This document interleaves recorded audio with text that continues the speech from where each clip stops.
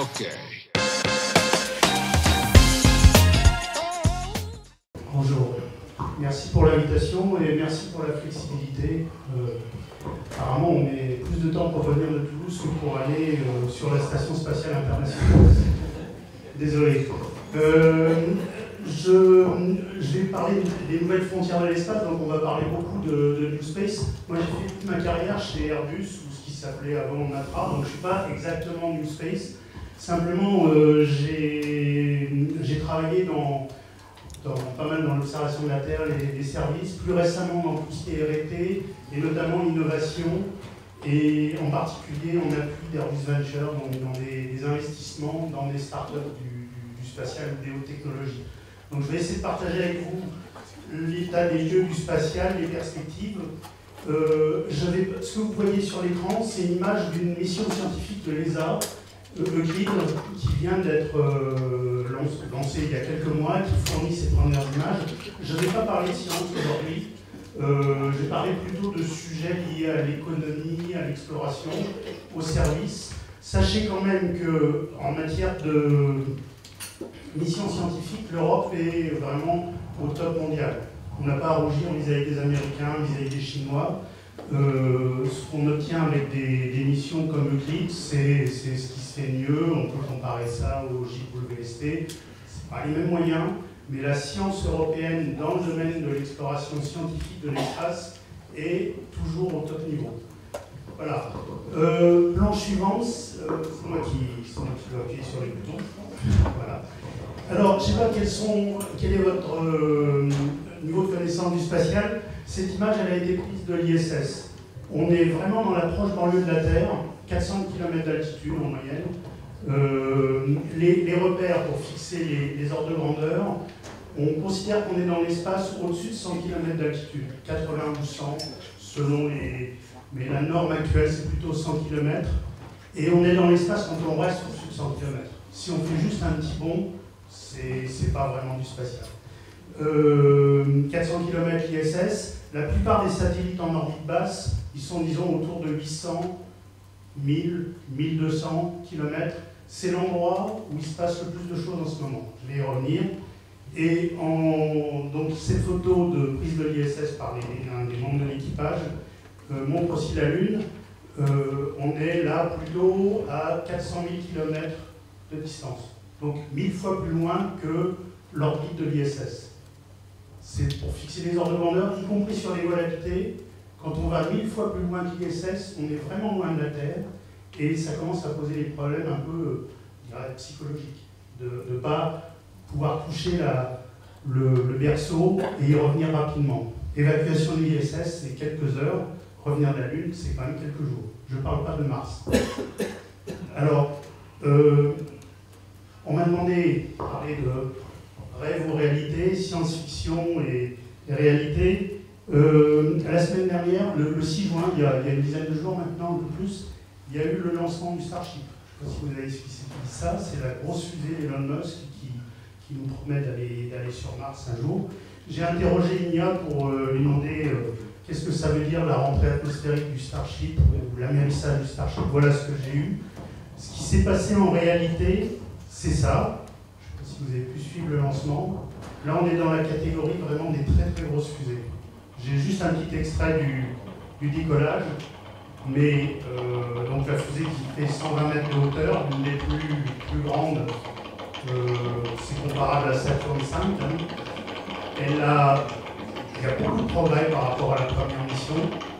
Il y a notamment le premier étage qui fait pratiquement un sans faute. Il y a un des 33 moteurs qui ne s'est pas allumé, qui s'est éteint juste après le décollage.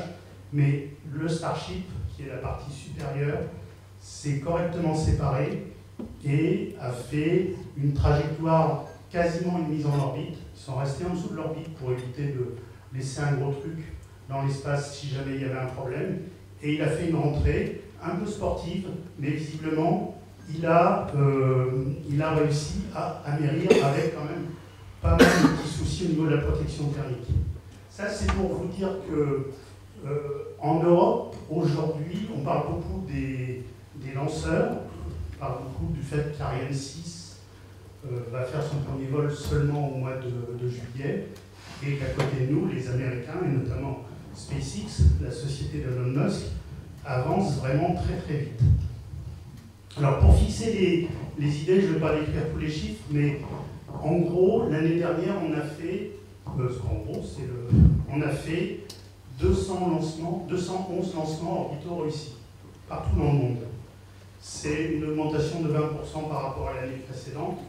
Il y a 11 pays qui lancent. L'Europe était encore dans la course l'année dernière. Elle n'a pas lancé cette année encore. On espère qu'au mois de juillet, on va rectifier un petit. Et on parle aujourd'hui de 2900 satellites lancés en 2023. Pour fixer les idées, c'est à peu près un tiers de tout ce qui est actif en orbite depuis le début de la conquête spatiale. Il y a 10 000 objets actifs en orbite. Donc, on le verra tout à l'heure, il y a vraiment une augmentation massive du nombre de satellites. Et cette augmentation, elle vient presque exclusivement d'un projet, d'une constellation, qui est la constellation Starlink de SpaceX. On parle beaucoup en Ukraine et ailleurs. C'est vraiment ces constellations massives, Starlink, OneWeb dans une moindre mesure, qui constituent aujourd'hui, disons, l'essentiel de l'activité en orbite basse. 1500 tonnes satellisées, c'est un ordre de grandeur. Ce qu'il faut retenir, c'est plus 50% en gros par rapport à l'année précédente, et une masse moyenne des satellites qui augmente. On parle de miniaturisation, on parle de CubeSat, mais globalement, les Starlink pèsent 2,5 fois. La version actuelle des Starlink qui sont lancées par Elon Musk pèse 2,5 fois ce qui pesait l'année dernière. Il y a un peu d'embonpoint qui arrive. Volabilité, j'y reviendrai tout à l'heure. Alors, Ariane 5 a tiré sa révérence l'année dernière en juillet. On n'a pas réussi à assurer une continuité, un biseau entre Ariane 5 et Ariane 6 qui a pris du retard, ce qui explique, avec les problèmes de Vega, problèmes plutôt de fiabilité, les problèmes géopolitiques avec la Russie qui fait qu'on n'a plus accès au Soyouz, qu'on a aujourd'hui une Europe spatiale qui est, du point de vue des lanceurs, pas autonome. On parlera tout à l'heure un peu de souveraineté. En termes de pays actifs, les Américains sont loin devant, et notamment grâce ou à cause d'Elon Musk. C'est vrai en nombre de lancements, c'est surtout vrai en masse totale satellisée. Vous voyez, c'est la partie gauche de la courbe.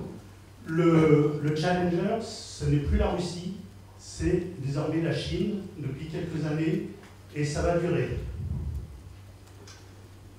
Pour fixer les idées, aujourd'hui ou hier, je n'ai pas regardé ce matin, mais on était au 19 juin, on était déjà à 112 lancements orbitaux réussis. Donc on est globalement sur une trajectoire au moins égale à celle de l'an dernier, en sachant que statistiquement, il y a plus de lancements dans la deuxième partie de l'année.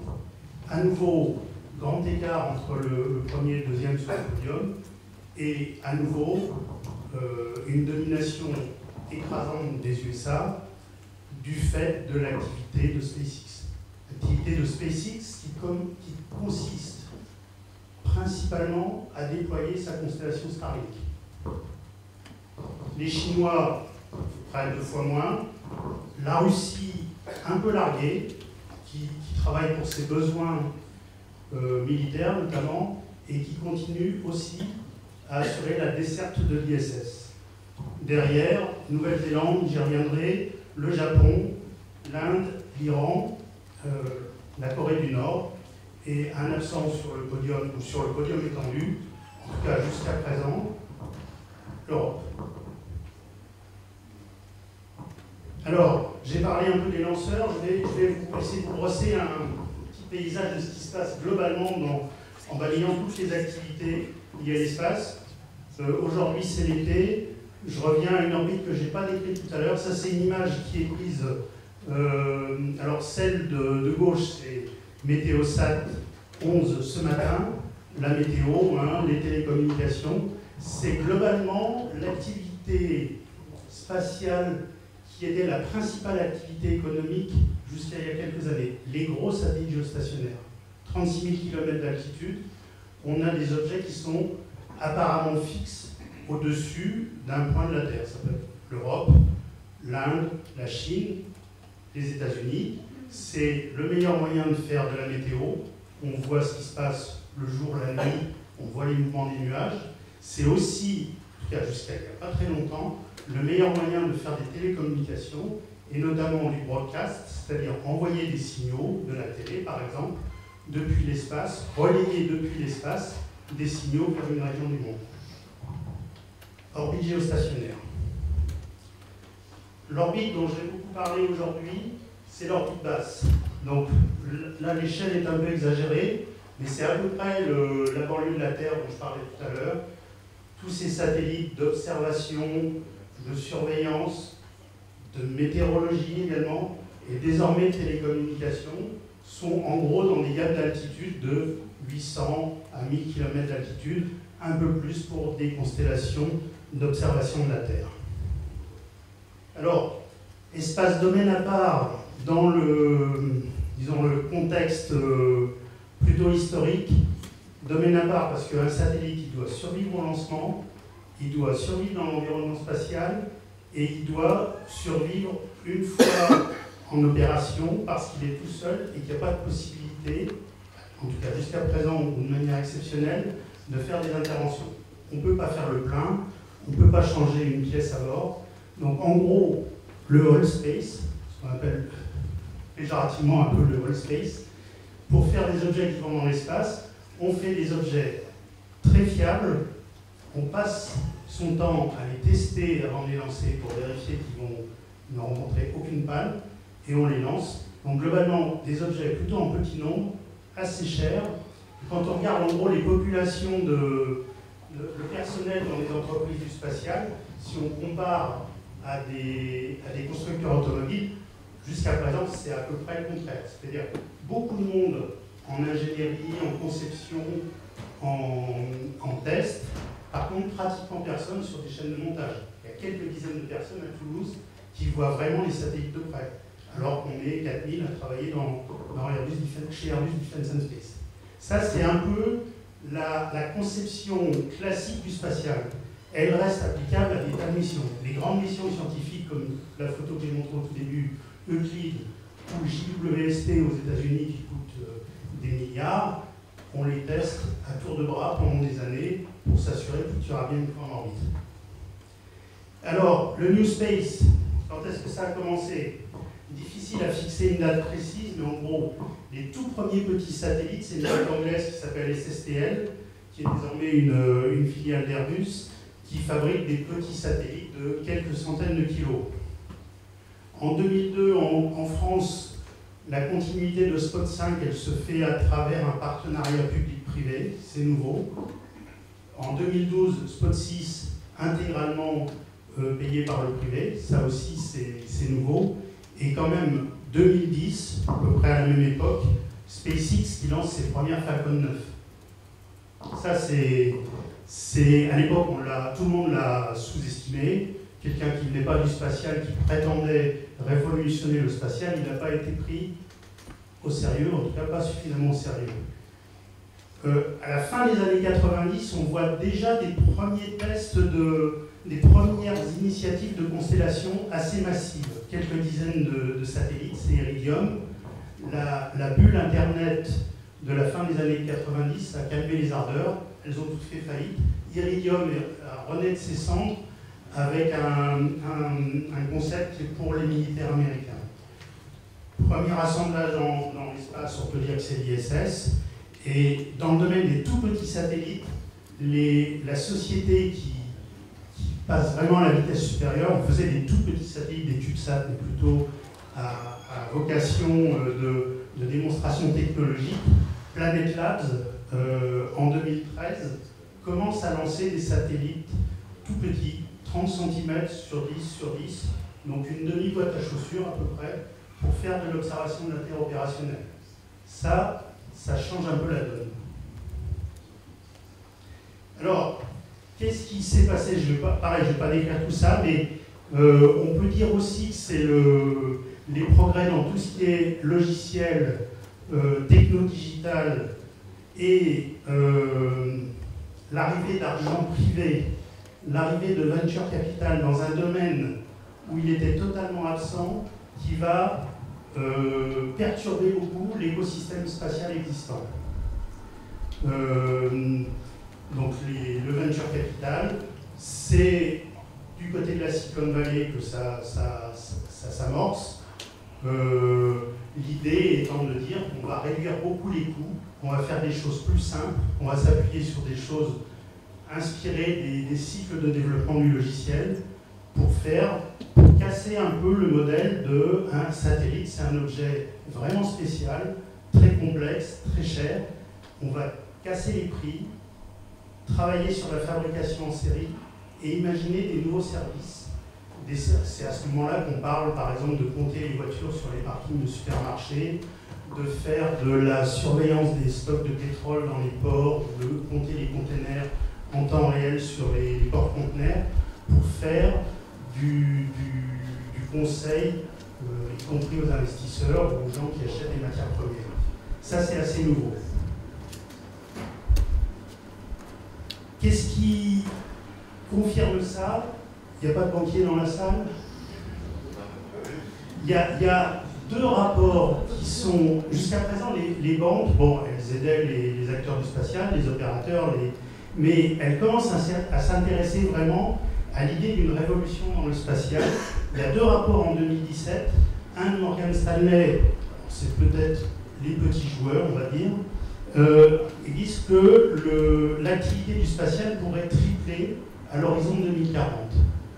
Et Merrill Lynch est encore plus optimiste en disant c'est pas triplé, c'est plutôt multiplié par 8 ou par 9 en 2045, avec des petits caractères en bas de la page, qui est pour ceux qui sont vraiment prêts à prendre des risques.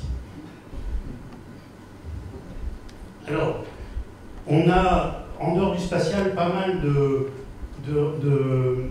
d'exemples d'innovation, des ruptures qui ont... Il y a l'exemple d'IBM qui s'est réinventé dans les services. Il y a Kodak qui a inventé l'appareil photo numérique, mais qui n'a pas osé le commercialiser de peur de tuer sa poule aux œufs d'or qui était l'argentique. Il y a la bulle Internet des années 2000. Alors, tout le monde n'a pas bu la tasse. Hein. Google, Amazon, c'est des champions qui ont émergé de la bulle Internet. Il y a les too big to fail.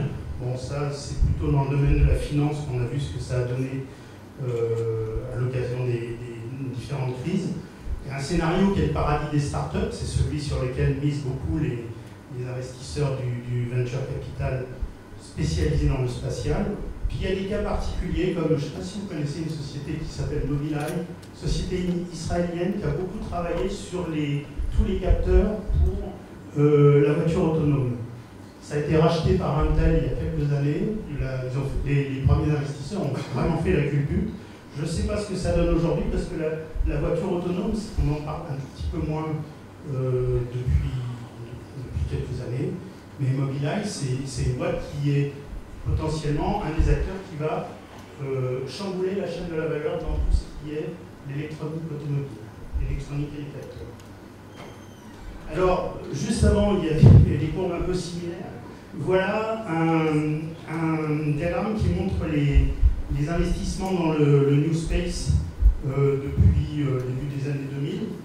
Vous voyez qu'il y a eu une forte croissance, effectivement, à partir de 2013. Ça s'accélère à partir de 2017.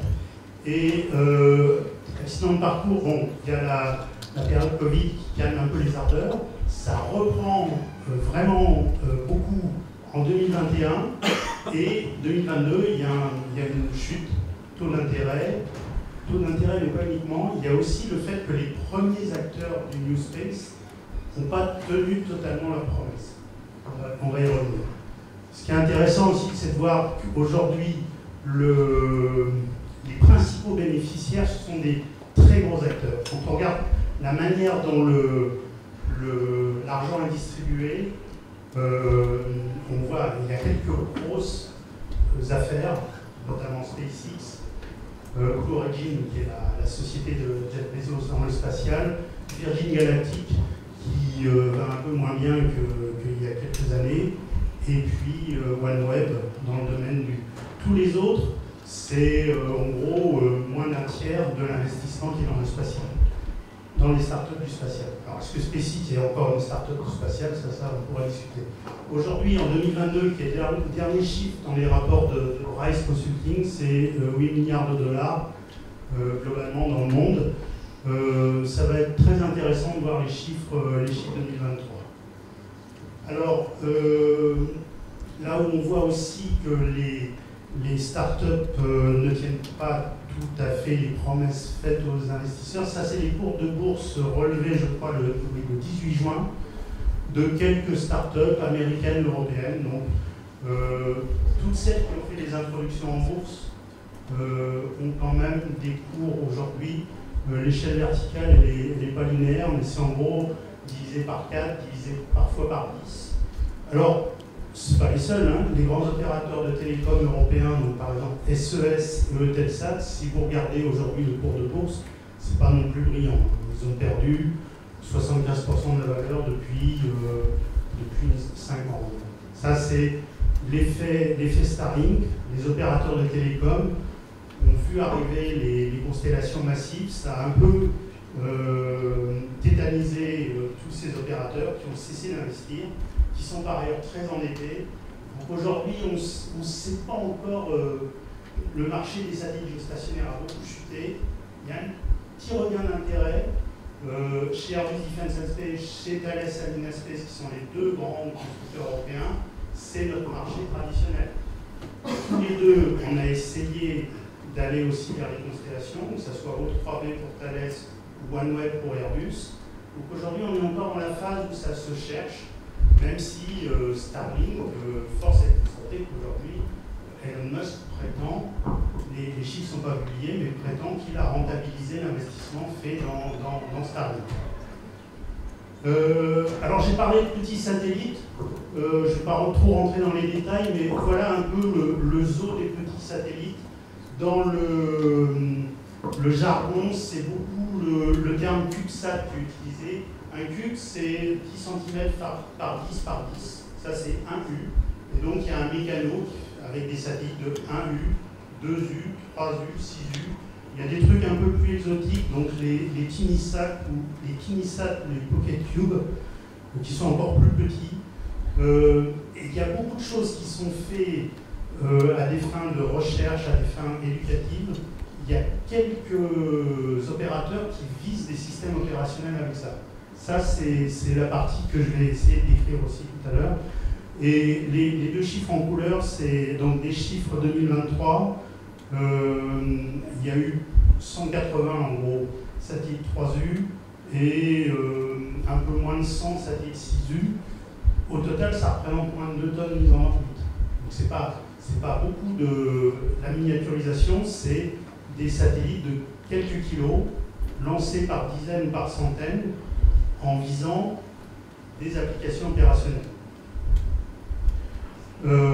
Néanmoins, alors c'est la seule planche où il y a une formule, c'est pas une formule financière, mais si on veut faire l'observation de la Terre, par exemple, avec des performances de résolution importantes, il n'y a pas de mystère. Si on veut voir des détails de loin, c'est la lunette astronomique ou c'est la lunette ornitho, la grosse caméra sur un terrain de foot pour voir le nez de Mbappé.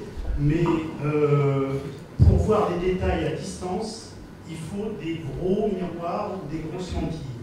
Ce que vous voyez sur l'image, là, c'est une sonde, c'est le miroir d'une sonde qui s'appelle Herschel, 3,50 m de diamètre.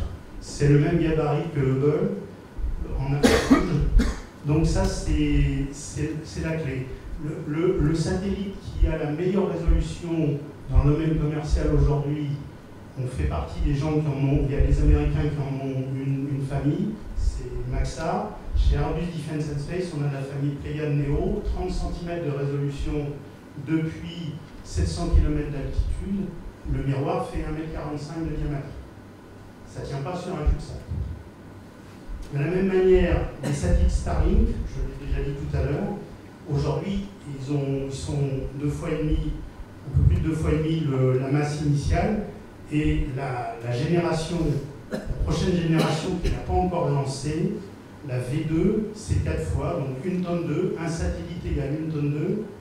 Le développement du Starship, dont je vous ai montré le décollage tout à l'heure, c'est pas uniquement pour aller sur Mars. Si on veut déployer une constellation avec des satellites de 1200 kg, il va falloir des très grosses fusées. Je ne vais pas détailler cette slide, mais un petit zoom sur l'Europe. Quand je vais essayer d'accélérer, beaucoup de startups qui s'agitent en Europe, certaines qui marchent très bien, avec un décollage peut-être un peu tardif par rapport aux États-Unis. La difficulté pour ces startups européennes, ça va être de survivre à la période où les investisseurs vont être beaucoup plus sélectifs, beaucoup plus sceptiques sur les business plans qui sont présentés. Il y a du retour d'expérience des États-Unis avec des promesses qui ne sont pas tenues. Il y a aussi beaucoup de questions de souveraineté nationale qui interviennent. On est en train de développer probablement une dizaine de petits lanceurs en Europe, en France, en Allemagne, en Norvège, en Angleterre. Est-ce qu'on a les moyens de se payer ça? Est-ce qu'il y a un marché commercial suffisant pour entretenir 5 opérateurs de lancement européens dans le monde des petits lanceurs? Ça, typiquement, c'est des questions. Il y a aussi des champions intéressants. Il y a une boîte finlandaise qui s'appelle ICEYE, par exemple, qui a développé une constellation de satellites radar, satellites d'observation radar. C'est pas des CubeSats, c'est des satellites qui font un peu plus de 100 kg, mais ils en ont lancé quelques dizaines, et ça, c'est vraiment une approche qui est très intéressante. Je reviens un peu à l'observation de la Terre, donc la bagarre en disant entre les New Space et les acteurs plus traditionnels, c'est donc on ne peut pas aller vers la très très haute résolution avec la technique des tout petits satellites.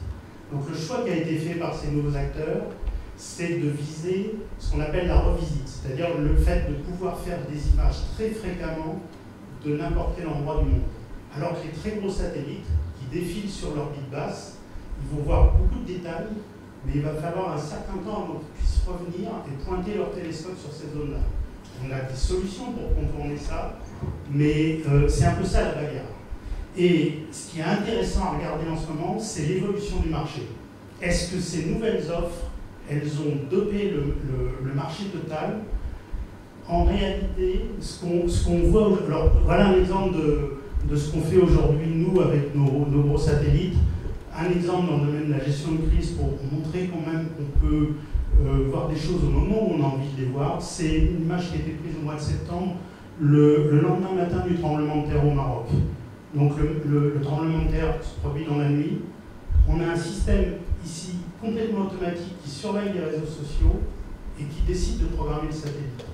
Donc on a réussi quand même en combinant de la veille automatique, un satellite qui est très agile, qui peut dépointer pour aller voir à gauche, à droite, en haut, en bas, et de l'IA, par exemple, pour estimer où sont les bâtiments détruits par rapport aux bâtiments. On a des techniques qui sont assez performantes. Planète, par exemple, qui est le principal opérateur des petits satellites, lui vise de la revisite toutes les heures avec une résolution plus modeste. Les marchés en ce moment se cherchent. Ce qui semble clair, c'est qu'on n'a pas encore débloqué les marchés où on pensait vraiment trouver des gisements de chiffre d'affaires qui étaient inabordés par les opérateurs classiques. Ce qu'on voit aujourd'hui, c'est que des sociétés comme Planète se concentrent sur les mêmes marchés que les opérateurs classiques. Le marché a augmenté un peu, mais on n'a pas encore tenu la promesse de faire décoller les nouveaux marchés. En télécommunication, j'accélère un peu pour laisser de la place aux questions. On a peut-être un match retour de l'orbite géostationnaire, parce que les constellations, c'est vraiment très très cher. Donc, il y a encore des domaines d'application où le géostationnaire, 3 satellites ou 4 satellites couvrent le monde entier. À voir. Un exemple de cas où les CubeSats sont très efficaces, c'est l'exemple d'une start-up française qui s'appelle Unseen Labs, qui fait de la surveillance maritime, qui est adaptée. Là, les techniques permettent de le faire sur des tout petits satellites. Alors, tout ça, et pour conclure un peu, beaucoup plus de satellites, beaucoup plus de débris, ça devient vraiment un problème majeur, notamment en orbite basse. Vous voyez quelques chiffres. Les débris, 37 000 débris de plus de 10 cm, cela, à la limite, c'est plus simple parce qu'on sait les cartographier. Les 1 million d'objets d'1 centimètre ou plus, on ne sait pas les cartographier de manière sûre. Et cela, un débris de 1 cm qui vient percuter un satellite, dans le pire cas, à 56 000 km/h, ça fait des dégâts. Éventuellement, le satellite il disparaît. Un mot sur le lien avec la défense. J'en ai déjà dit un mot tout à l'heure avec les marchés visés par les nouvelles startups. Historiquement, les systèmes spatiaux servent pour la défense. Là, c'est une image de l'Ukraine, Mariupol, prise par Pléiade Néo. C'est le fameux théâtre qui a été bombardé par les Russes. Voilà le niveau de détail qu'on obtient aujourd'hui. Ce qui se passe dans la défense aujourd'hui, ce n'est pas les usages du spatial, civil ou commercial pour la défense, c'est le fait qu'on voit émerger une militarisation de l'espace. C'est-à-dire que l'espace lui-même, l'orbite, devient un théâtre d'opération pour les militaires. C'est la crainte de beaucoup de monde, donc tout le monde s'y prépare. Et bon, un mot sur des startups européennes, l'exploration, les projets d'exploration les plus futuristes, à nouveau aller sur Mars. Je ne suis pas sûr que c'est vraiment l'objectif d'Elon Musk, mais en tout cas, il fait tout comme. Et maintenant, réponse à vos questions, mais ça va être une période encore très intéressante dans les années qui viennent. Merci Gilles.